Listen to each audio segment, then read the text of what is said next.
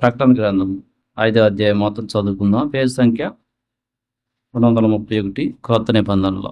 మరియు లోపటను వెలుపటను వ్రాత కలిగి 7 ముద్రలు గట్టిగా వేసి ఉన్న యొక్క గ్రంథము సింహాసనమందు ఆసీనుడై ఉండు వాని కుడి చేత చూచితిని. మరియు దాని ముద్రలు తీసి ఆ గ్రంథము విప్పుటకు యోగ్యుడైన వాడెవడని బలిష్ఠుడైన ఒక దూత బిగ్గరగా ప్రచురింపగా చూచితిని. అయితే పరలోకమందు గాని భూమి మీద గాని భూమి క్రింద గాని ఆ గ్రంథము విప్పుటకైనను చూచుటకైనను ఎవనికిని శక్తి లేకపోయెను. ఆ గ్రంథమును విప్పుటకైనను చూచుటకైనను యోగ్యుడెవడును కనపడనందున నేను బహుగా ఏడ్చుచుండగా ఆ పెద్దలలో ఒకడు, ఏడవకుము, ఇదిగో దావీదుకు చిగురైన యూదా గోత్రపు సింహము 7 ముద్రలను తీసి ఆ గ్రంథమును విప్పుటకై జయము పొందెనని నాతో చెప్పాను. మరియు సింహాసనమునకును ఆ 4 జీవులకును పెద్దలకును మధ్యను వధింపబడినట్లుండే గొర్రెపిల్ల నిలిచి ఉండుట చూచితిని. ఆ గొర్రెపిల్లకు 7 కొమ్ములను 7 కనులు ఉండెను. ఆ కనులు భూమి ఎందంతటి పంపబడిన దేవుని 7 ఆత్మలు. ఆయన వచ్చి సింహాసనమందు ఆసీనుడైండు అని కుడి చేతిలో నుండి ఆ గ్రంథమును తీసుకొనెను. ఆయన దానిని తీసుకొనినప్పుడు ఆ 4 జీవులను వీణెలను ధూప ద్రవ్యములతో నిండిన సువర్ణ పాత్రలను పట్టుకొని ఉన్న ఆ 24 పెద్దలను ఆ గొర్రెపిల్ల ఎదుట సాగిలపడిది. ఈ పాత్రలు పరిశుద్ధుల ప్రార్థనలు. ఆ పెద్దలు, నీవు ఆ గ్రంథమును తీసుకొని దాని ముద్రలను విప్పుటకు యోగ్యుడవు, నీవు వధింపబడిన వాడవై నీ రక్తమిచ్చి ప్రతి వంశములోను ఆయా భాషల మాటల వారిలోను ప్రజలోను ప్రతి జనములోను దేవుని కొరకు మనుషులను కొని మా దేవునికి వారిని ఒక రాజ్యము గాను యాజకులను గాను చేసితివి కనుక వారు భూలోకమందు ఏలుదురని కొత్త పాట పాడుదురు. మరియు నేను చూస్తుండగా సింహాసనమును జీవులను పెద్దలను ఆవరించిన అనేక దూతల స్వరము వినబడిను. వారి లెక్క కోట్ల కొలదిగా ఉండెను. వారు వరింపబడిన గొర్రెపిల్ల శక్తియు ఐశ్వర్యమును జ్ఞానమును బలమును ఘనతయు మహిమయు స్తోత్రమును పొందనర్హుడని గొప్ప స్వరముతో చెప్పుచుండిరి. అంతటా పరలోకమందును భూలోకమందును భూమి క్రిందను సముద్రములోను ఉన్న ప్రతి సృష్టము అనగా వాటిలో ఉన్న సర్వమును సింహాసనాసీనుడై ఉన్న వానికి గొర్రెపిల్లకు స్తోత్రమును ఘనతయు మహిమయు ప్రభావమును యుగయుగములు కలుగునుగాకని చెప్పుట వింటిని. ఆ 4 జీవులు ఆమెన్ అని చెప్పగా ఆ పెద్దలు సాగిలపడి నమస్కారము చేసిరి. ప్రకటన గ్రంథము 5వ అధ్యాయంలో మనం చదివిన మాటలు అర్థం చేసుకోవాలని అంటే 4వ అధ్యాయం కూడా కనెక్షన్ ఉంది. మనకున్న సమయాన్ని బట్టి మొత్తం చదివితే కొంచెం సమయం ఎక్కువ అవుతుందని మనం 5వ అధ్యాయం వాటికి చదువుకున్నాం. మొదటి వచనంలో లోపటను వెలుపటను వ్రాత కలిగి 7 ముద్రలు గట్టిగా వేసి ఉన్న ఒక గ్రంథము సింహాసనమందు ఆసీనుడై ఉండు అని కుడి చేత చూచితిని. ఈ వచనానికి 4వ అధ్యాయములో కొంత వివరణ ఉంటుంది. ఎవరు ఆ సింహాసనమందు ఆసీనుడై ఉండినది అని. మనం 4వ అధ్యాయం వెళ్ళినట్లయితే 2వ వచనంలో వెంటనే నేను ఆత్మవశుడినైతిని, అదిగో పరలోకమందు ఒక సింహాసనము వేయబడి ఉండెను, ఆ సింహాసనమందు ఒకడు ఆసీనుడై ఉండెను. సో ఇది ఈ మొదటి వచనం లింక్ ఉంది. ఆసీనుడైన వాడు దృష్టికి అంటే చూస్తానికి సూర్యకాంత పద్మరాగములను పోలినవాడు. అంటే ఆయన చాలా వెలుగుగా ఉన్నాడు అని పోలిక చెప్తా ఉన్నారు. సూర్యకాంతము పద్మరాగం అనేవి అవి ఒక రాళ్ళు, అవి డిఫరెంట్ రాళ్ళు, అవి మెరుస్తూ ఉంటాయి. సో ఎవరు ఆయన కూర్చుందంటే మన తండ్రి అయిన దేవుడు. ఆయన సింహాసనం మీద కూర్చున్నాడని 4వ అధ్యాయంలో యోహాను భక్తుడు దర్శనం చూశాడు. ఆయన కుడి చేతిన ఒక గ్రంథము, ఇప్పుడు మనం చదువుకున్న 5వ అధ్యాయం 1వ వచనంలో లోపల బయట వ్రాయబడి ఉన్నట్టుగా భక్తుడు చూశాడు. అంటే తండ్రి అయిన దేవుని కుడి చేతిలో ఒక గ్రంథం ఉంది. ఆ గ్రంథము ఏ గ్రంథము, అందులో వివరణ ఏముంటుందో ఈ అధ్యాయంలో చెప్పలేదు. కానీ మనం చూస్తే కొన్ని గ్రంథాలు మనం చేసిన పనుల గురించి పరలోకంలో రాయబడుతున్నాయని తెలుస్తుంది. మనం చెడ్డ చేసినా మంచి చేసినా వాటి వివరణ కొన్ని గ్రంథాల్లో మటుకి దేవుడు రాస్తా ఉన్నాడు. ఎట్లా అంటే ప్రకటన గ్రంథము 20వ అధ్యాయంలో తీర్పు జరిగే సమయంలో 12వ వచనం, మరియు గొప్పవారేమి కొద్దివారేమి మృతులైన వారందరూ ఆ సింహాసనం ఎదుట నిలవబడి ఉండుట చూచితిని. అప్పుడు గ్రంథములు విప్పబడెను. ఒక గ్రంథం కాదు, గ్రంథములు విప్పబడిన ఉంది. మరియు ఒక స్పెషల్ గ్రంథం ఉంది అక్కడ, జీవ గ్రంథం. దీని పేరు మట్టి క్లియర్గా ఉంది.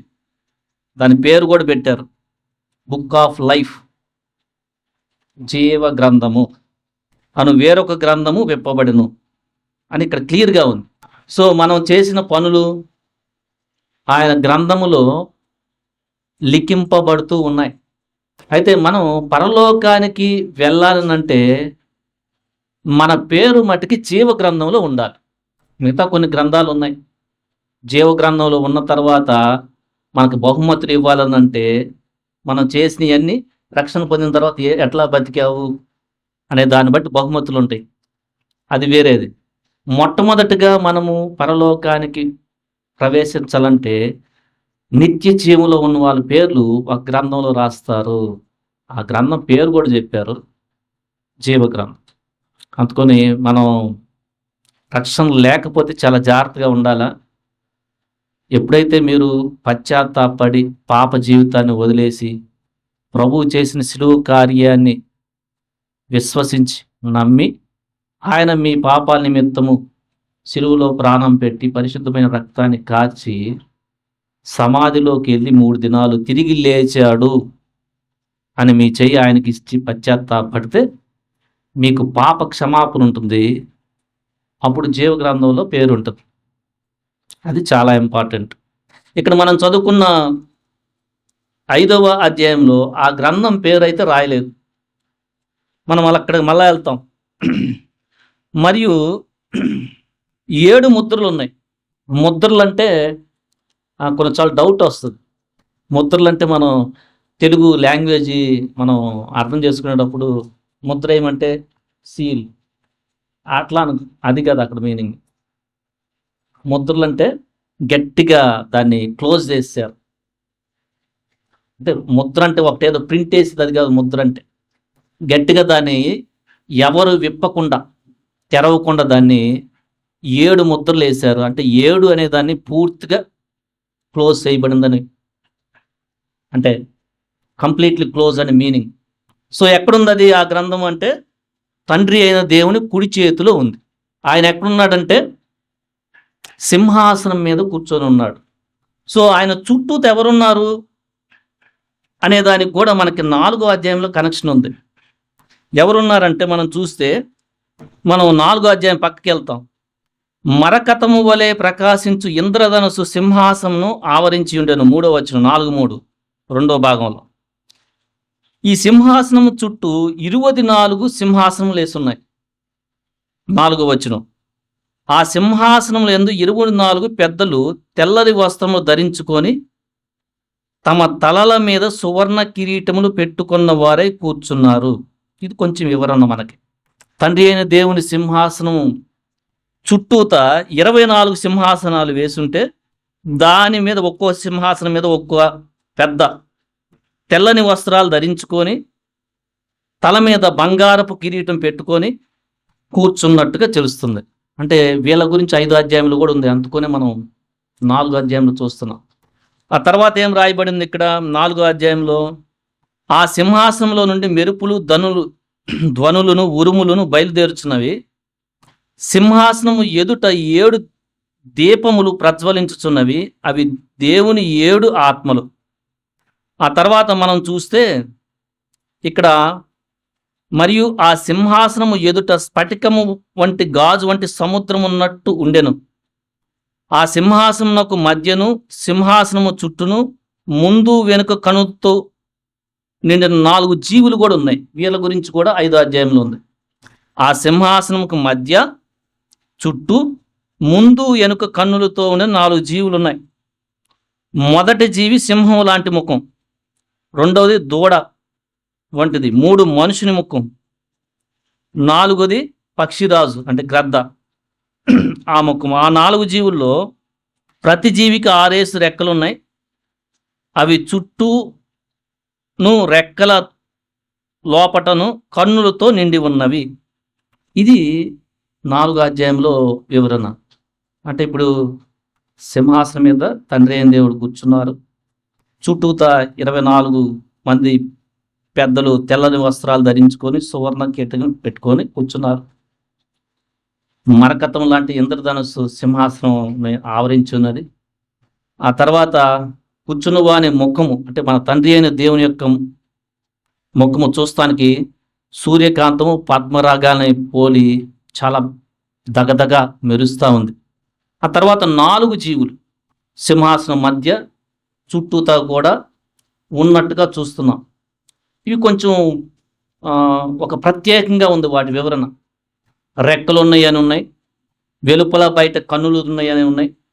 ఒక జీవి ముఖం వచ్చి సింహంలాగా ఉంది, ఇంకో జీవి ముఖం వచ్చి దూడలాగా ఉంది, ఇంకో జీవి ముఖం వచ్చి మనిషిని ముఖం ఉంది, ఇంకోటి పక్షిరాజు ముఖం అంటే గద్ద ముఖం ఉంది.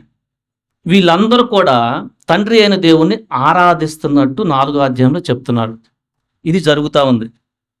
మనం అక్కడికి వెళ్తే ఆ 4 జీవులలో ఎక్స్ప్లెయిన్ చేసిన తర్వాత అవి 8వ వచనం, భూత వర్తమాన భవిష్యత్ కాలంలో ఉండు సర్వాధికారియు దేవుడు నగు ప్రభు పరిశుద్ధుడు పరిశుద్ధుడు పరిశుద్ధుడు అని మానక రాత్రింబగళ్ళు చెప్పుచుండును. అది పరలోకంలో ఉండే దృశ్యం. పరలోకంలో తండ్రి అయిన దేవునికి దూతలు, ఈ ప్రత్యేకంగా ఈ 4 జీవులు కూడా మనం చూస్తాం. అక్కడ మనకు కొంచెం అవగాహన ఉండాలి. మనం వెళ్ళే పరలోకంలో ఏం జరుగుతూ ఉందంటే ఈ 4 జీవులు మానకుండా అంటే ఆగకుండా రాత్రింబగళ్ళు దేవుణ్ణి పరిశుద్ధుడు పరిశుద్ధుడు పరిశుద్ధుడు అని స్తుతిస్తూ, ఆయన భూత అంటే జరిగిపోయిన, వర్తమానం అంటే ఇప్పుడు జరుగుతున్న, ప్రజెంట్. భూత అంటే పాస్ట్ జరిగిపోయింది, వర్తమానం అంటే ఇప్పుడు జరిగేది ప్రజెంట్, భవిష్యత్ అంటే జరగబోయేది ఉన్న దేవుడు అని తండ్రి అయిన దేవుణ్ణి ఆది అంతం లేనివాడని పరిశుద్ధుడు పరిశుద్ధుడు పరిశుద్ధుని స్తుతిస్తూ ఉన్నాయి ఆ జీవులు. ఆ తర్వాత ఏం జరుగుతుంది 4వ అధ్యాయంలో, ఆ సింహాసనమునందు ఆసీనుడై ఉండి యుగ యుగములు జీవించుచున్న వానికి, మన దేవునికి ఆది అంతం లేదు, ఆయన యుగ యుగములు జీవిస్తున్నాడు, మహిమ ఘనత కృతజ్ఞతాస్తుతులు కలుగునుగాక అని కీర్తిస్తూ ఉన్నాయి ఆ జీవులు. అప్పుడే ఈ 24 పెద్దలు సింహాసమునందు ఆసీనుడై ఉన్నవాని ఎదుట సాగిలపడి వర్షిప్ చేస్తున్నారు. అంటే కూర్చులో నుంచి లేచి సాగిలపడి అంటే ఆరాధిస్తున్నారు. యుగ యుగములు జీవించుచున్న వానికి నమస్కారం చేయుచు, ప్రభువా మా దేవా నీవు సమస్తమును సృష్టించివి, సృష్టికర్తని స్తుతిస్తున్నారు. నీ చిత్తమును బట్టి అవి ఉండెను, దానిని బట్టియే సృష్టింపబడెను గనుక నీవే మహిమ ఘనత ప్రభావాలు పొందనర్హుడని చెప్పుచు తమ కిరీటంలో సువర్ణ కిరీటాలని ఆ సింహాసనం ఎదుట వేసిరి, రెస్పెక్ట్ చేస్తున్నారు. అంటే ఆ పెద్దలు కూడా దూతలు స్తుతిస్తా కీర్తిస్తూ ఉంటే వీళ్ళు సింహాసనం నుంచి లేచి చాలా రెస్పెక్ట్గా కిరీటం తీసేసి, సృష్టికర్త నీవే సమస్తాన్ని సృష్టించావు, నీ చిత్త ప్రకారం చేశావు, నీకు యుగ యుగములు మహిమ ఘనత ప్రభావాలు కలగాలి అని నువ్వే అర్హుడు అని ఆరాధిస్తున్నారు. అప్పుడు ఈ దర్శనం జరిగి 5వ అధ్యాయంలో జరిగిన దర్శనంలో ఆ సింహాసనం మీద కూర్చున్న ఆయన చేతిలో ఒక గ్రంథం ఉంది. పూర్తిగా సీల్ చేయబడి ఉంది. 7 ముద్రలు అంటే కంప్లీట్‌గా క్లోజ్ చేయబడి ఉంది. ఒక దూత పెద్దగా పెద్ద దూత మనం చూస్తున్నాం 2వ వచనంలో 5:2 బలిష్ఠుడైన ఒక పెద్ద దేవదూత దాని ముద్ర విప్పుటకు యోగ్యుడెవరని బిగ్గరగా అరుస్తా ఉందంట. అయితే ఇక్కడ చాలా ఇంపార్టెంట్ 3వ వచనంలో ఆ గ్రంథాన్ని విప్పటానికి పరలోకంలో లేరు. 3వ వచనం చాలా జాగ్రత్త చూడండి. భూమి మీద ఎవరు లేరు. భూమి కింద కూడా ఆ గ్రంథం ఇప్పటికైనా చూస్తానికి కూడా ఎవరికి శక్తి లేదు. ఇది అక్కడ జరుగుతుంది. ఆయన దగ్గర ఉన్న గ్రంథాన్ని విప్పటానికి పరలోకంలో అంటే జనరల్గా పరలోకంలో దేవతలు చాలామంది ఉంటారు, వాళ్ళ వల్ల అవ్వలేదు. భూమి మీద మానవ జన్మెత్తి ఎవరన్నా పరలోకానికి వెళ్ళి ఉంటారు. అప్పటికి ఆ మనుషులు కూడా ఎవరు వల్ల కాల అంటే అబ్రహాము, దావీదు ఎవరు లేదు, ఎవరికి శక్తి లేదు. భూమి కింద ఉన్న జీవులు మనకు తెలియదు, ఎవరు కూడా ఆ గ్రంథాన్ని చూస్తానికి కూడా శక్తి లేదంట. 4వ వచనంలో ఆ గ్రంథము ఇప్పుటకైనను చూచుటకైనను యోగ్యుడెవడని కనపడినందున యోహాను బాగా ఏడుస్తున్నాడు. నేను బహుగా ఏడ్చుతుండగా. దీనికి ఆ గ్రంథంలో ఏముంటుంది, ఏంటి అది ఆ గ్రంథం అని చాలా తప్పనుంది ఆ విజన్లో, ఆ దర్శనంలో. ఆ పెద్దల్లో ఒకడు 24 పెద్దల్లో ఒక ఆయన యోహానికి రెస్పాన్స్ చెప్తున్నాడు, ఏడవద్దు, ఇదిగో దావీదుకు చిగురైన అంటే దావీదు వంశములో వచ్చిన యూదా గోత్రపు సింహము 7 ముద్రలను తీసి ఆ గ్రంథమును విప్పుటకై జయము పొందెనని నాతో చెప్పాను. ఇది యేసు ప్రభువారికి ఒక్కరికే ఆ గ్రంథాన్ని ఇప్పే శక్తి ఉన్నది. ఎందుకంటే ఆయనకి దావీదు చిగురని పేరు, యూదా గోత్రపు సింహం అని పేరు. పెద్దల్లో ఒక ఆయన చెప్తున్నాడు, యోహాను ఏడవద్దు, దావీదు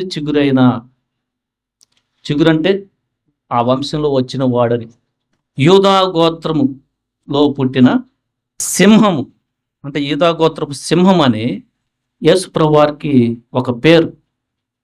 ఆదికాండము 49వ అధ్యాయంలో యాకోబు వాళ్ళ పిల్లల్ని ఆశీర్వదించే క్రమములో యూదాను గురించి ఆశ్రయించేటప్పుడు ఇలాంటి మాటలు వాడాడు.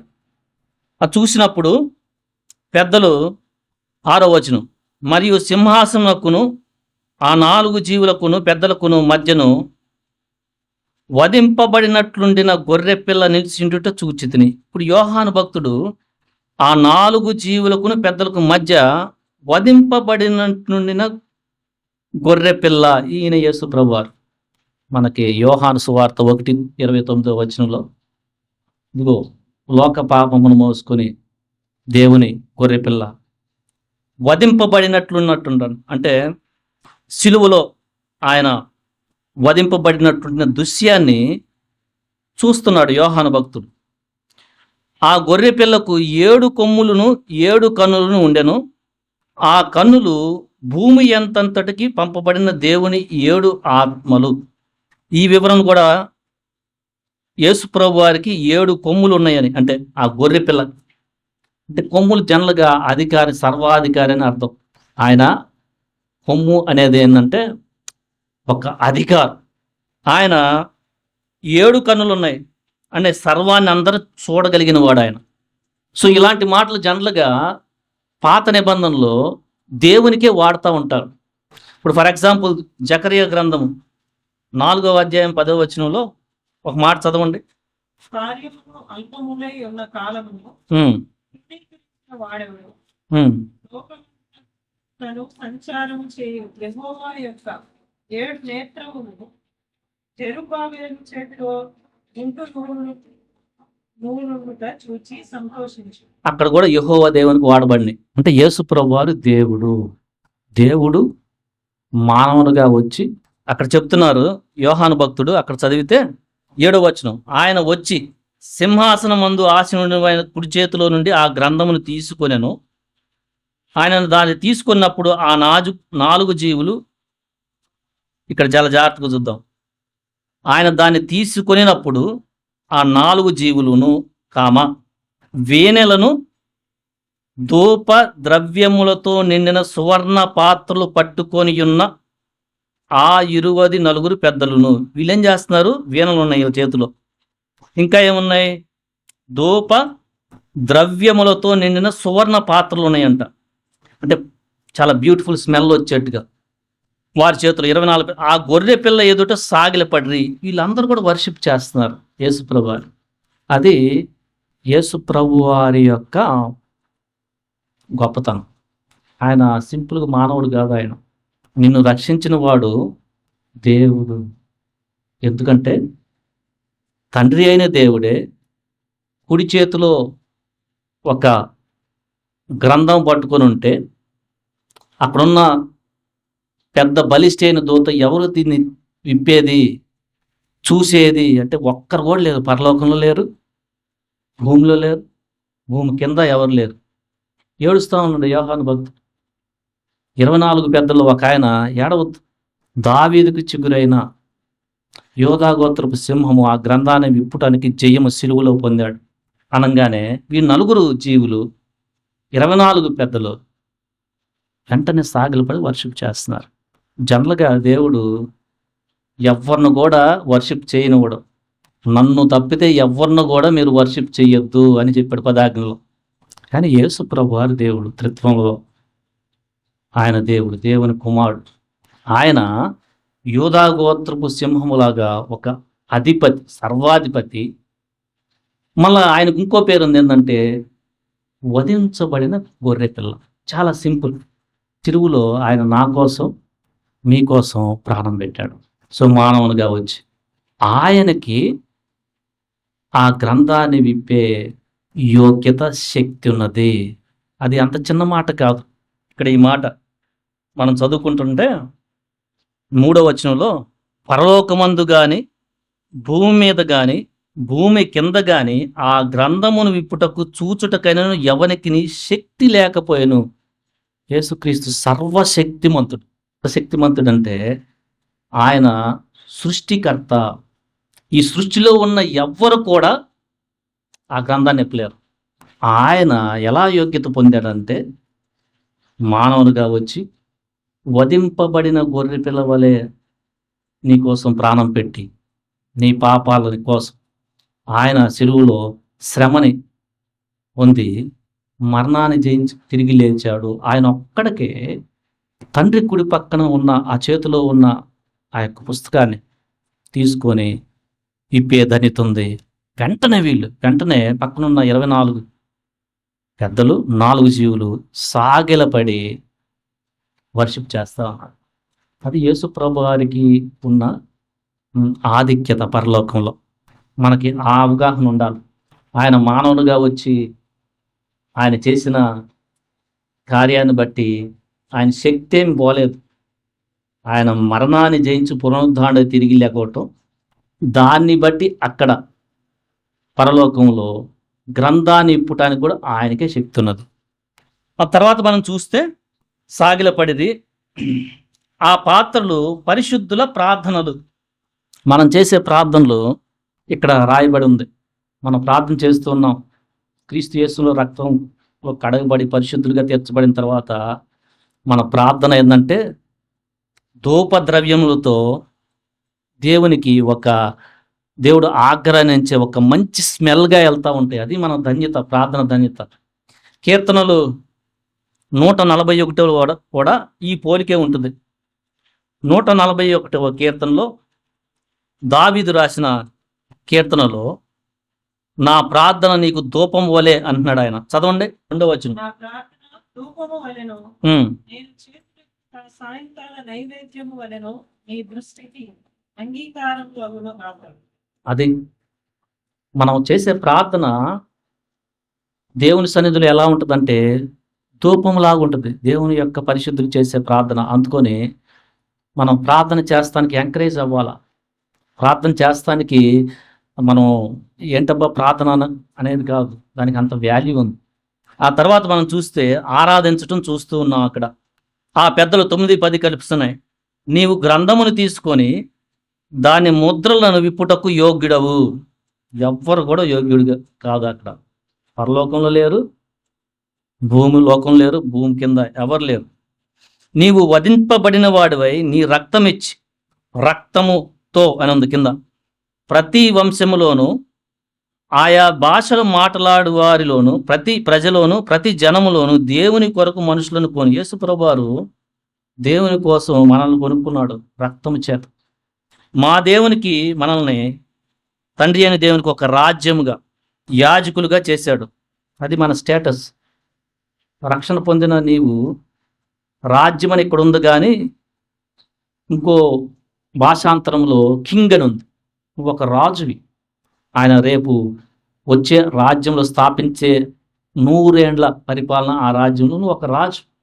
ఎట్లా రాజువి అంటే ఆయన రక్తంలో కొనుక్కొని నిన్ను ఒక రాజుగా, యాజకునిగా చేశాడు. ఇప్పుడు నువ్వు ఒక యాజకుడు. పాత నిబంధనలు అయితే లేవి గోత్రములో పుట్టిన వారే యాజకత్వం చేసేవారు. ఇప్పుడు రక్షణ పొందిన ప్రతి బిడ్డ కూడా దేవునికి ఆ రాజ్యంలో అయితే ఒక రాజు, చివరి దాకా విశ్వాసాన్ని కాపాడుకుంటే యాజకుడు. అంటే యేసు ప్రభువారు ప్రధాన యాజకుడు, మనము అందరం కూడా యాజకులు. మనం ఏం చేస్తామంటే అక్కడ దేవునికి మానవుడి మధ్య వాళ్ళు మధ్యవర్తం చేస్తూ ఉంటారు. మనం కూడా యాజకులు. సో మనం అందరం కూడా మన దేవునికి, తండ్రి అయిన దేవునికి యాజకులుగా యేసుక్రీస్తు యొక్క రక్తము చేత చేయబడ్డాం కనుక వారు భూలోకమందు ఏలుదురు. యేసు ప్రభువారు స్థాపించే రాజ్య స్థాపన అనేది భూలోకం మీద జరుగుతుంది రేపు 1000 ఏండ్ల పరిపాలన తర్వాత. మనం చూస్తే ఆ 4 జీవులు 11లో పెద్దలను ఆవరించి అనేక దూతలు ఉన్నారంట, కోట్ల కొలది. ఆ దూతలు కూడా యేసు ప్రభువారిని స్తుతిస్తూ ఉన్నారు. 12వ వచనం, వారు వధింపబడిన గొర్రెపిల్ల శక్తియు, ఐశ్వర్యము, జ్ఞానమును, బలమును, ఘనతయు, మహిమయు, స్తోత్రమును పొందనర్హుడని గొప్ప స్వరముతో చెప్తూ ఉన్నారు. సో యేసు ప్రభు వారిని స్తుతించటం అనేది ముఖ్యంగా ఈ అధ్యాయంలో రాయబడింది. పాత నిబంధనలో యెషయా గ్రంథం 6వ అధ్యాయంలో రాయబడింది యెహోవా దేవుని స్తుతించటం ఉంది. అక్కడ క్లియర్గా ఇక్కడ ఏముందంటే యేసు ప్రభు వారిని దేవదూతలు స్తుతిస్తూ ఉన్నారు. పక్కన తండ్రి అయిన దేవుడు కూడా ఆనందిస్తూ ఉన్నాడు. హెబ్రీయులకు రాసిన పత్రిక 1వ అధ్యాయంలో యేసు ప్రభు వారి గురించి దేవుడే ఆయన దేవ అంటం చూస్తున్నాం. 7-8 వచనాలు, తన దూతలను వాయువులు గాను తన సేవకులను అగ్నిజ్వాలలు గాను చేసుకొనివాడు అని తన దూతలను గూర్చి చెప్పుచున్నాడు దేవుడు. కానీ తన కుమారుని గూర్చి అయితే దేవుడే చెప్తున్నాడు ఏంటంటే దేవా అన్నాడు. కుమారుని గురించి, యేసు ప్రభు వారి గురించి తండ్రి అయిన దేవుడు ఏం చెప్తున్నాడంటే దేవా, గాడ్. సో యేసు ప్రభు వారు పరలోకములో 4 జీవుల చేత, పెద్దల చేత ఆరాధింపబడుతూ ఉన్నాడు. కోట్ల కొలదిగా ఉన్న దేవదూతలు కూడా ఆయన్ని శక్తి, ఐశ్వర్యము, జ్ఞానము, బలము, ఘనత, అన్ని మహిమ, స్తోత్రము నీవే పొందనర్హుడు అని చెప్తా ఉన్నాడు. 13వ వచనంలో, అంతటా పరలోకమందును భూలోకమందును భూమి కిందను ఇక్కడ సముద్రంలో కూడా ఉన్న ప్రతి సృష్టము అనగా వాటిలో ఉన్న సర్వమును సింహాసనాసీనుడై ఉన్న వానికి గొర్రె పిల్లకను స్తోత్రమును, అంటే తండ్రి అయిన దేవునికి, గొర్రె పిల్ల అంటే యేసు ప్రభు వారికి స్తోత్రమును, ఘనతయు, మహిమయు, ప్రభావం యుగయము కలుగును గాకని చెప్పుట వింటిని. ఎంత మంచి దర్శనం, ఎంత బ్యూటిఫుల్ దర్శనం యోహాను భక్తుడికి వచ్చిందంటే పరలోకమందు, భూలోకమందు, భూమి కింద, సముద్రంలో కూడా ప్రతి సృష్టము, ఆయన సృష్టిలో ఉన్న ప్రతిదీ కూడా మనుషులే కాదు. దీన్ని ధ్యానం చేయాలంటే మనుషులు ఒక్కరే కాదు, సముద్రంలో ఉన్న చేపలు కానీ, యేసుప్రభు వారు చెప్పినట్టు మీరు ఆగారంటే ఈ రాళ్ళు కూడా నన్ను స్తుతిస్తాయి అన్నాడు. పర్వతాలు కానీ, కీర్తనలో కొన్ని చోట్ల చూస్తే సృష్టిలో ఉన్న ప్రతిదీ కూడా, సూర్య చంద్రులు కూడా ఆయన్ని వర్షిప్ చేయాలి అని కీర్తనకాడు చెప్తా ఉన్నాడు. ప్రతిదీ కూడా తండ్రి అయిన దేవుణ్ణి, కుమారుడైన యేసుక్రీస్తుని స్తుతిస్తూ ఉన్నాయి. సో ఈరోజు మనం కూడా ఆ స్తుతిస్తూ ఉంటే 14వ వచనంలో 4 జీవులు ఆమెన్ అని చెప్తా ఉంటే పెద్దలు సాగిలపడి నమస్కారం చేస్తున్నారు, వారు వర్షిప్ చేస్తున్నారు. చదువుకున్న ఈ మాటను బట్టి రక్షణ పొందిన నీవు ఏమని స్తుతిస్తావు? మనం క్లియర్గా చూసాం. యోహాను భక్తుడు ఒక దర్శనాన్ని పొందాడు.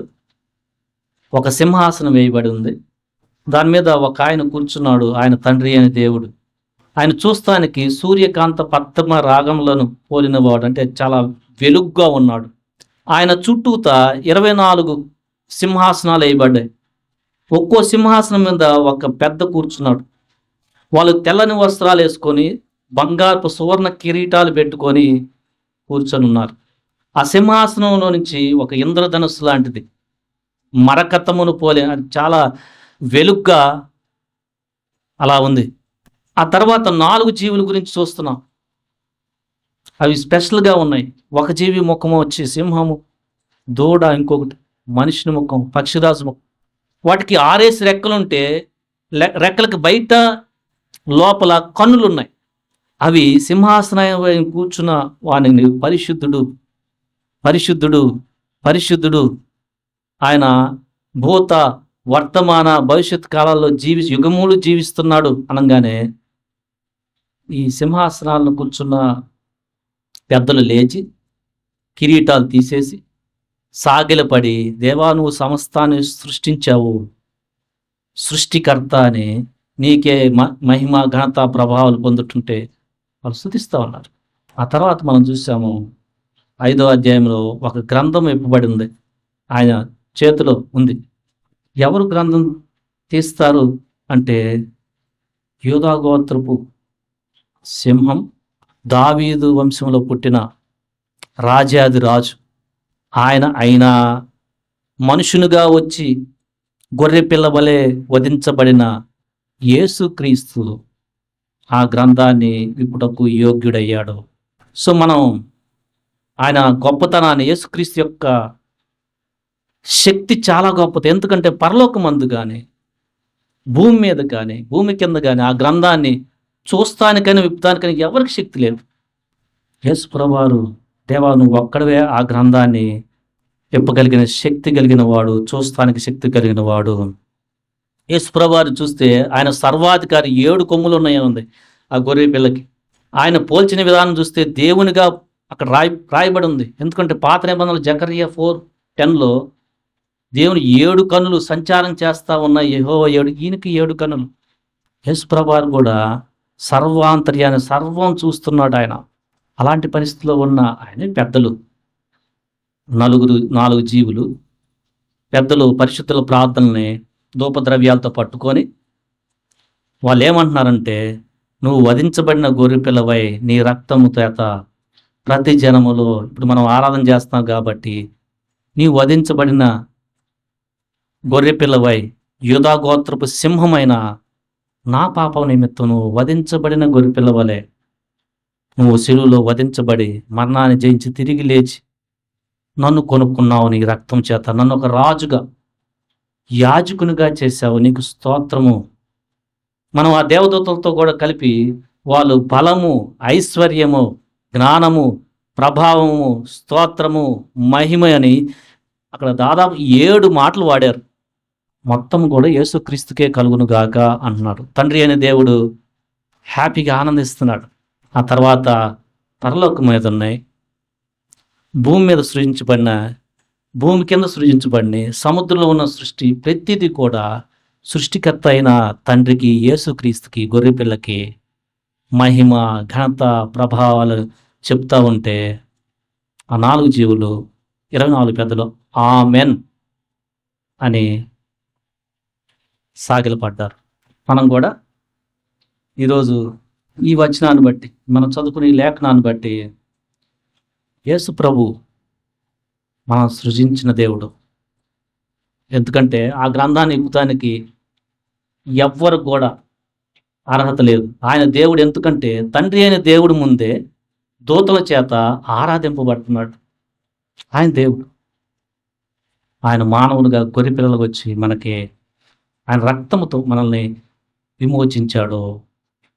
ఆయన ప్రతి దాన్ని పొందుటకు కూడా మన చేత ప్రతిది జ్ఞానమైన, ఐశ్వర్యమైన, శక్తి అయిన, ప్రభావమైన, మహిమైన, స్తోత్రమైన, ఘనతైన ప్రతిదీ పొంద అర్హుడు యేసుక్రీస్తు. ఆయన్ని పరలోకంలో సృజించబడినవి, భూమి మీద సృజించబడినవి, భూమి కింద సృజించబడినవి, సముద్రంలో సృజించబడిన ప్రతి సృష్టం కూడా తండ్రి అయిన దేవుని ఎలా ఆరాధిస్తున్నారో గొర్రెపిల్లను కూడా ఆరాధన చేస్తున్నారు. మనం కూడా ఈరోజు ప్రభువుని అలాగున ఆరాధన చేద్దాం. దేవుడి మాటలు దీవించును గాక. ఆమెన్.